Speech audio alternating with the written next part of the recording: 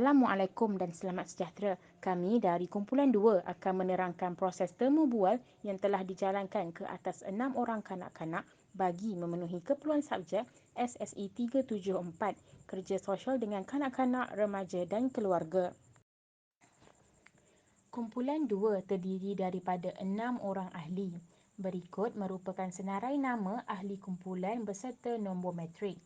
Yang pertama ialah Muhammad Syazwan bin Muhtar 152566, Nurin Atira binti Abdul Syukur 150524, Siti Aisyah binti Azami 151192, Nur Fadilah Syakirah binti Mansur 149949, Nurul Intan Sazliana binti Abdul Hamid 152821 dan juga yang terakhir Fatin Nur Atirah binti Muhammad Nazri 151291.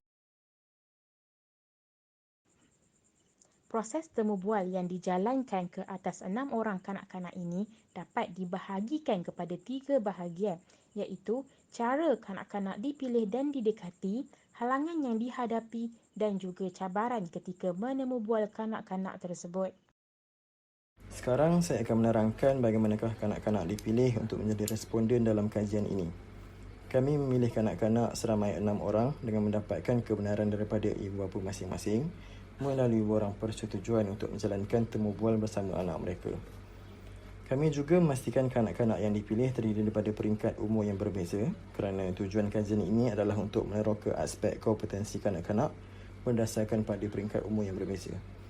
Responden kami dipilih dari peringkat usia 8 tahun sehingga 14 tahun dan ini menjelaskan bahawa peringkat umur yang berbeza membuktikan bahawa reaksi atau tindak balas mereka juga berbeza terhadap kisah yang kami kongsikan kepada mereka itu.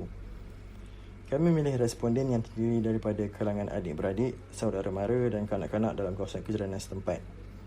Kami juga memastikan kanak-kanak yang dipilih berada dalam keadaan yang tenang, selesa, tidak gementar serta dalam keadaan yang baik ketika kami menemu bual. Kami juga mengaplikasikan kemahiran asas kerja sosial iaitu memastikan keadaan responden berada dalam suasana terapeutik semasa temu bual. Selain itu, kami juga mengaplikasikan kemahiran asas kerja sosial seperti kemahiran komunikasi verbal, menggunakan soalan terbuka dan tertutup untuk mendapatkan jawapan yang bersesuaian dengan soalan yang kami ajukan. Oleh itu, proses temu bual dapat dilakukan dengan lebih mudah sekaligus dapat memastikan jawapan yang lebih berkualiti. Disebabkan tugasan ini memerlukan kami untuk menemuduga kanak-kanak, pembentukan hubungan antara kami dengan kanak-kanak adalah sangat penting kerana perkara tersebut dapat membentuk kepercayaan kanak-kanak terhadap diri kami dan seterusnya memberi kelancaran kepada proses temu bual. Antara cara yang kami gunakan untuk mendekati kanak-kanak tersebut adalah kami menggunakan nama panggilan yang selesa dan disukai oleh kanak-kanak.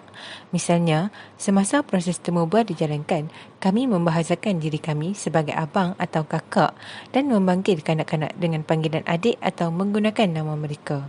Dengan menggunakan nama panggilan yang selesa bersama kanak-kanak, kanak-kanak menjadi lebih terbuka dan perkara tersebut telah memudahkan kami untuk mendekati mereka dan membentuk hubungan yang mesra.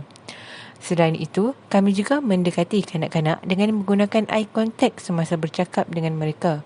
Kami bukanlah hanya memfokuskan pandangan mata kepada kanak-kanak tersebut sahaja, namun begitu, sekiranya sudah lama bertentangan mata, kami akan mengalihkan pandangan mata untuk seketika dan kembalikan semula hubungan mata tersebut.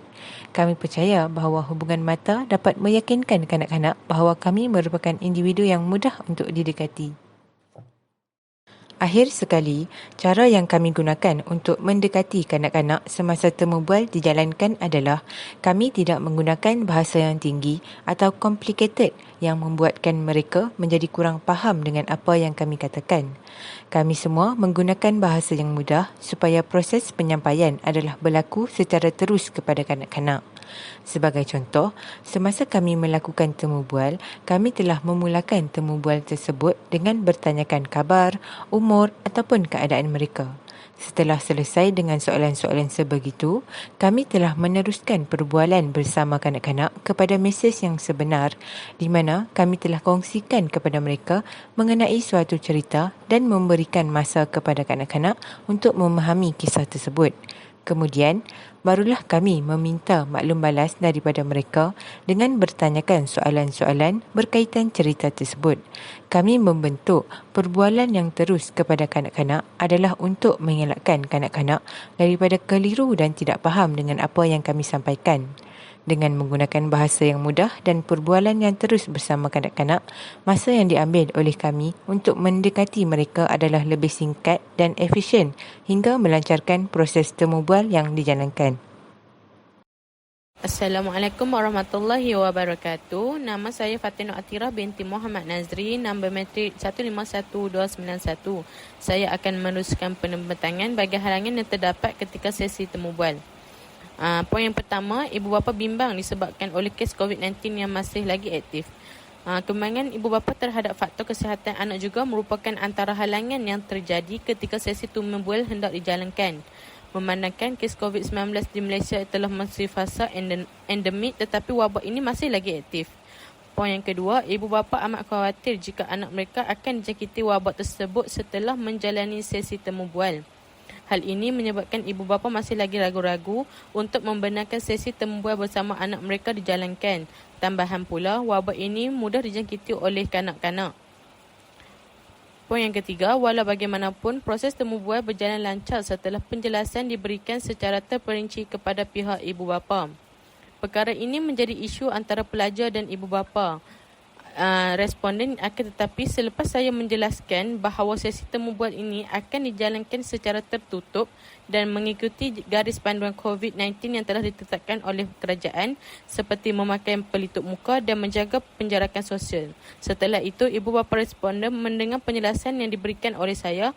Mereka membenarkan saya melakukan sesi temu bual bersama anak mereka. Seterusnya, halangan lain yang didapati semasa proses menemu bual kanak-kanak ini adalah kekhawatiran ibu bapa terhadap maklumat peribadi anak yang akan digunakan. Ibu bapa berasa takut sekiranya gambar serta maklumat peribadi anak mereka akan digunakan dengan cara yang salah. Hal ini berikutan kerana pelbagai perkara negatif telah terjadi seiring dengan perkembangan teknologi moden masa kini. Hal tersebut telah membuatkan ibu bapa berasa berjaga-jaga memandangkan segala maklumat peribadi masa kini dapat digunakan dan diakses dengan mudah oleh mereka yang pakar. Oleh itu, sebagai langkah untuk mendapatkan kebenaran daripada pihak mereka, pelajar telah memberikan penerangan yang terperinci mengenai segala maklumat yang diperoleh daripada responden akan kekal sulit dan tidak akan digunakan sewenang-wenangnya. Hal ini memandangkan pelajar turut berpegang dengan prinsip kerahsiaan yang telah dipelajari dan mengaplikasikannya. Setelah mendengar segala penerangan tersebut, ibu bapa telah memberi kebenaran mereka untuk menemu bual anak sebagai responden pelajar. Yang seterusnya ialah cabaran yang kami hadapi semasa menemu bual kanak-kanak. Cabaran yang pertama ialah cabaran untuk mewujudkan proses komunikasi yang selesa serta berkesan. Proses komunikasi ini sangatlah penting, terutamanya untuk kanak-kanak yang kami pilih bukan terdiri daripada ahli keluarga, seperti kanak-kanak di kawasan kejiranan. Proses komunikasi yang berkesan ini perlu diwujudkan supaya kanak-kanak dapat menjawab segala pertanyaan yang diajukan oleh kami tanpa rasa takut, sekaligus membolehkan mereka melontarkan jawapan selari dengan pemikiran mereka. Apabila proses komunikasi ini tidak berkesan, maka mereka akan risau serta menimbulkan pelbagai persoalan di minda mereka, seperti adakah jawapan ini betul, adakah jawapan ini salah, apa yang perlu mereka jawab dan sebagainya. Jawapan kanak-kanak yang selari dengan pemikiran mereka sangatlah penting bagi kami untuk memastikan perbezaan maklum balas mereka dapat dilaksanakan secara optimum. Cabaran seterusnya ialah membentuk perhubungan yang positif dan memberangsangkan. Responden mungkin berasa takut dan malu jika jawapan mereka itu akan dipersoalkan kembali. Namun, pelajar cuba memberi keyakinan pada responden untuk menjawab berdasarkan pemahaman mereka sahaja. Responden juga ada ragu-ragu untuk memberi jawapan kerana menganggap jawapan itu salah dan tidak diterima. Tetapi pelajar cuba mengawal situasi agar responden itu lebih berani. Beberapa responden adalah kanak-kanak di bawah usia 12 tahun, jadi pelajar harus lebih bijak untuk menarik perhatian mereka dalam memulakan temu bual agar semuanya berjalan dengan baik. Hal ini disebabkan responden mungkin hilang minat dan bosan untuk berfikir. Makanya pelajar perlu lebih peka dan membina kepercayaan bersama responden.